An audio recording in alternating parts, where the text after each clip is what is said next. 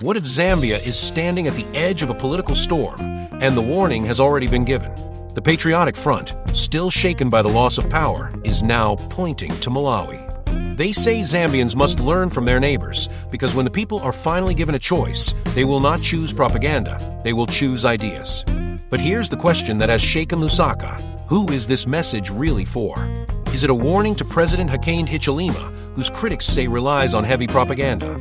Or is it a jab at the Lungu family, whose influence still lingers in Zambia's politics? The PF's words may sound simple, but their meaning could change Zambia's future.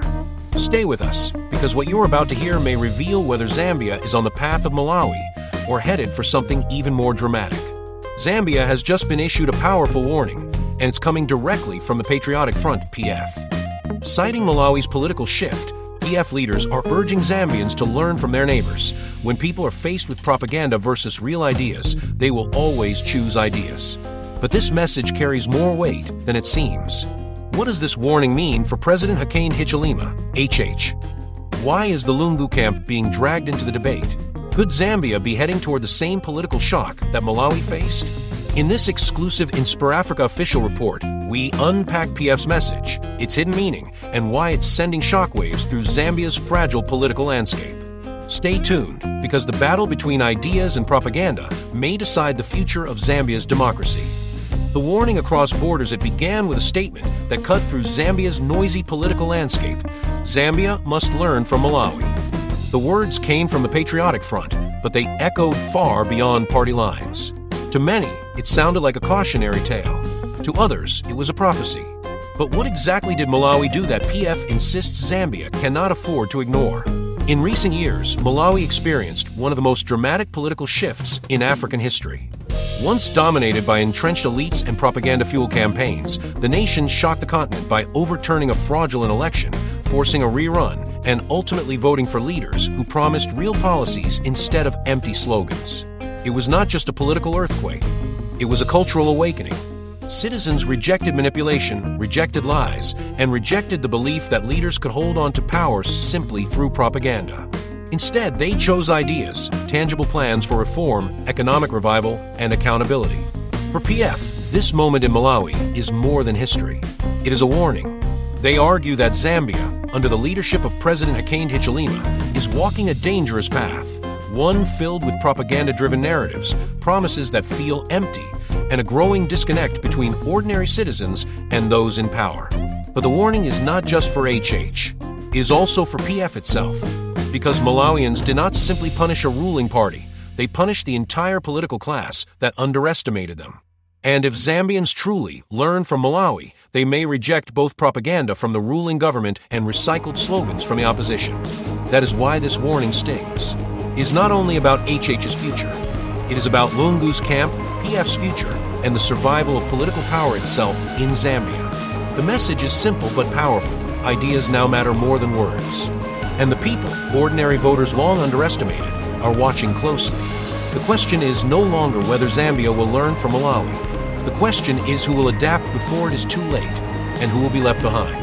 The fall of propaganda politics in the history of African politics, few moments were as dramatic as what happened in Malawi.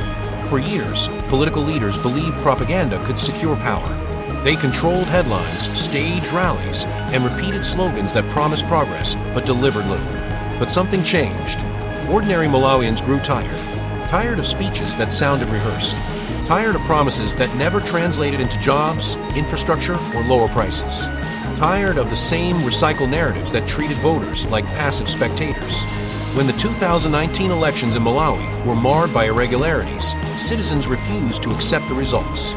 What followed was unprecedented: mass protests, court challenges, and ultimately, the annulment of the fraudulent election.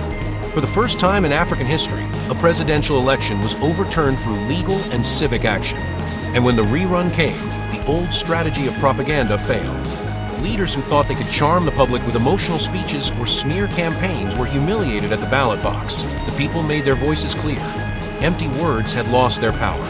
This collapse of propaganda politics is what PF is pointing to when they warn Zambia, because propaganda is not unique to Malawi.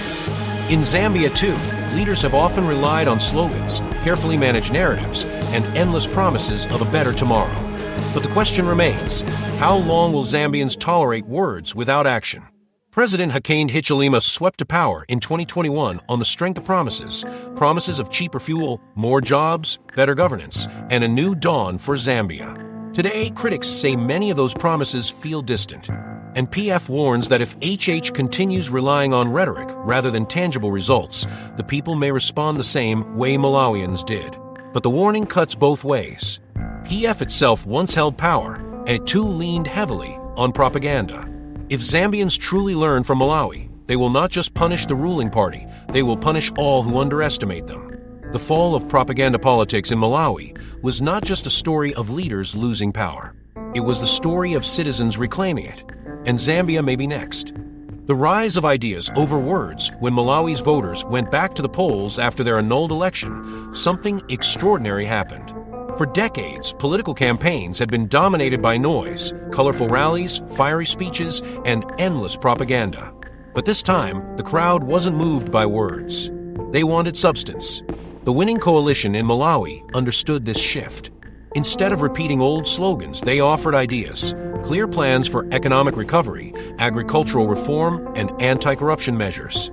They didn't just say, things will get better. They explained how. It was a turning point. Malawians didn't just listen, they demanded. For the first time, citizens were asking, what are your policies? How will you deliver? What makes you different from those who failed before? And they refused to settle for less. This was the true revolution, not in the ballot boxes alone, but in the minds of the people. Ideas had become more powerful than propaganda. For Zambia, this lesson is both inspiring and intimidating. The Patriotic Front's warning is clear. If voters are tired of words in Malawi, Zambians may soon follow. President Hakainde Hichilema, who campaigned on lowering the cost of living, increasing jobs, and bringing stability, now faces the same test. It is no longer enough to talk about a new dawn. Citizens want to see the results in their pockets, their schools, and their hospitals. And for PF itself, the challenge is even greater. Once voted out for failing to deliver, can they now reinvent themselves as a party of ideas? Or are they simply hoping that Zambia's discontent with HH will carry them back to power? History suggests otherwise.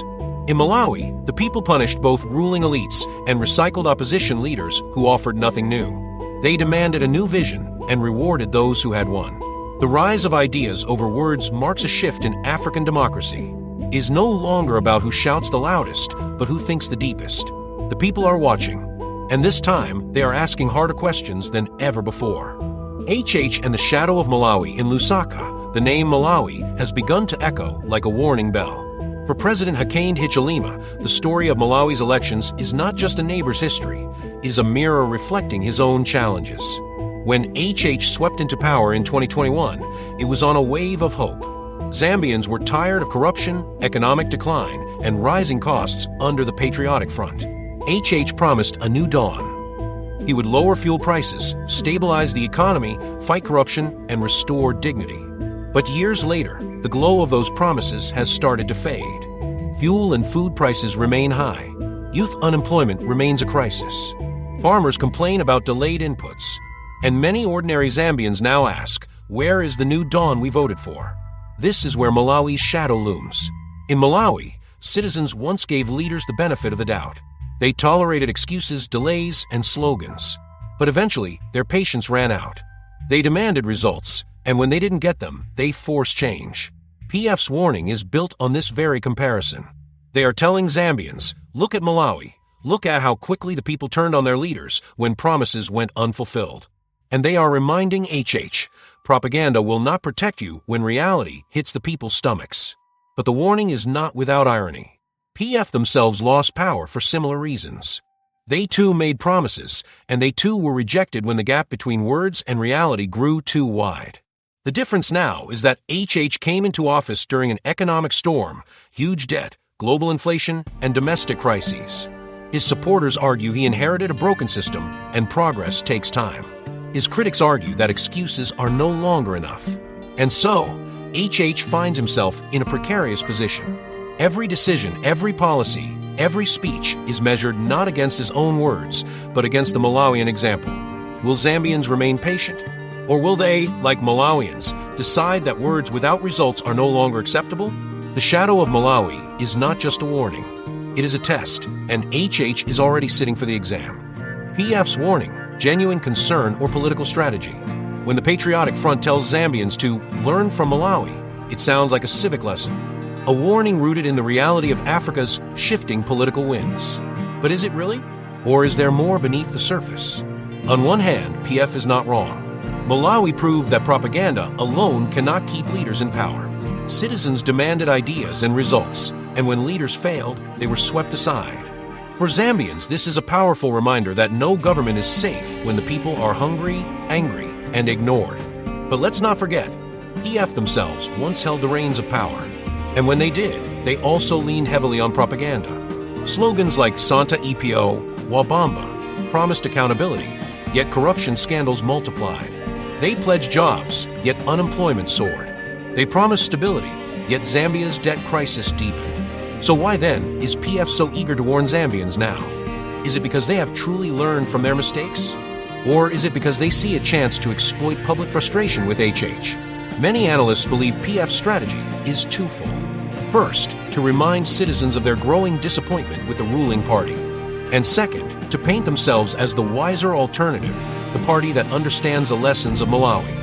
But the truth is, PF has yet to fully explain how they would do things differently if given another chance. For ordinary Zambians, this creates a dilemma. Can a party that once failed them be trusted to lead again? Or is PF simply using Malawi's story as political ammunition, hoping to ride the wave of discontent back into power? History warns us to be cautious.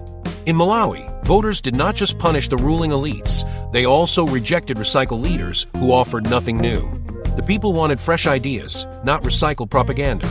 So while PF's warning may sound like a noble message, it could just as easily be a carefully crafted strategy. A reminder that in politics, words often serve more than one purpose. The question is not whether PF is right about Malawi.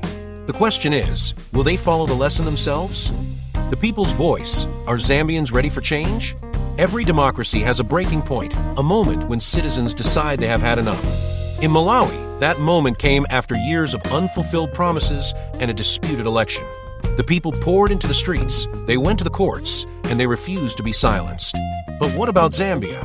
Are Zambians reaching that same point? Signs of discontent are everywhere. Fuel and food prices remain stubbornly high. Job opportunities, especially for young people, remain scarce. Farmers complain of delays in fertilizer distribution. Traders and small business owners struggle with rising costs.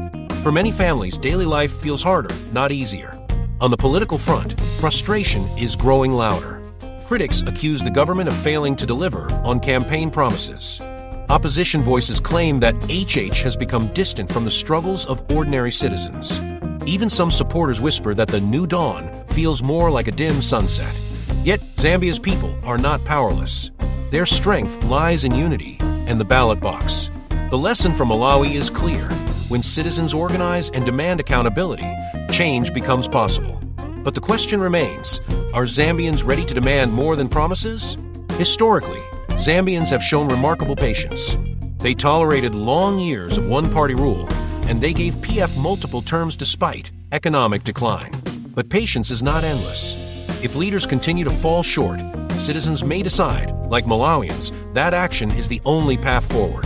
And here lies the real power of PF's warning. It is not just directed at HH, it is directed at the people themselves. A reminder that the choice belongs to them. But readiness for change is not just about anger or frustration. It requires courage, organization, and above all, clarity about what comes next. Otherwise, history risks repeating itself, with promises recycled and disappointment renewed. So are Zambians truly ready for change? Or will they wait, hoping that patience will one day bring results? The answer will determine not just the future of HH, but the destiny of Zambia itself. The battle of ideas, who will lead Zambia's future? Across Africa, the political stage is shifting. No longer is it enough for leaders to rally crowds with catchy slogans. The new battlefield is not propaganda but ideas. And in Zambia, that battle has only just begun.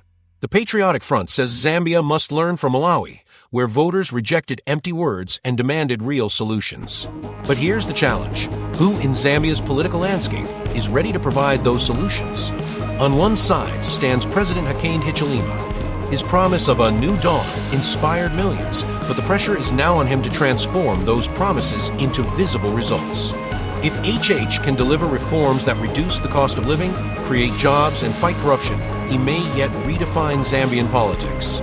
But if he fails, his new dawn could become a cautionary tale.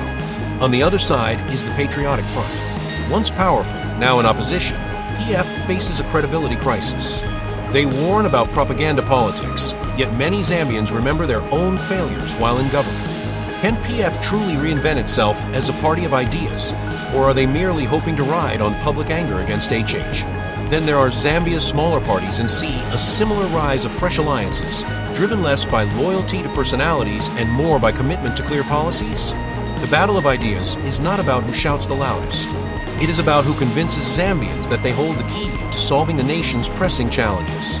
Economic revival, debt management, education reform, healthcare access, these are not just talking points. They are the front lines of Zambia's future. And the people are watching closely. They have seen the fall of propaganda in Malawi. They have heard PF's warning. Now they wait to see which new political movements. In Malawi, it was a coalition that unseated the ruling elite. Could Zambia leader, which party, which vision can truly inspire confidence? This is the battle that will shape Zambia's destiny.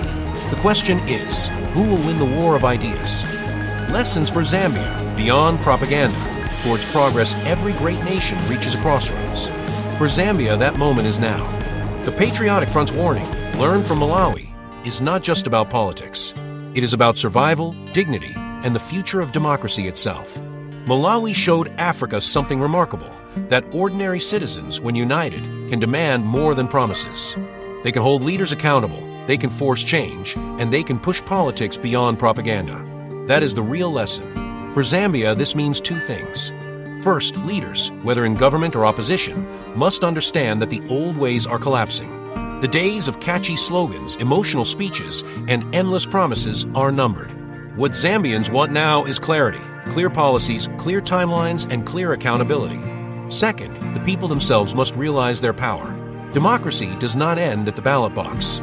It continues in the streets, in the courts, in the media, and in every conversation where citizens demand transparency and delivery.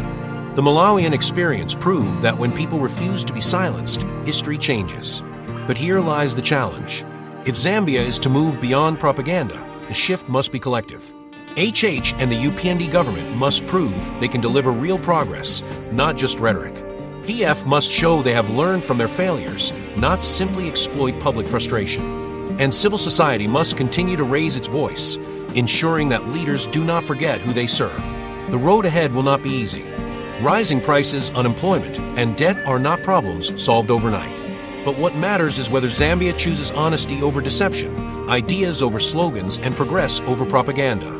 The true lesson from Malawi is this: democracy is not a gift handed down by leaders. It is a weapon forged by the people. And in Zambia, that weapon is still sharp.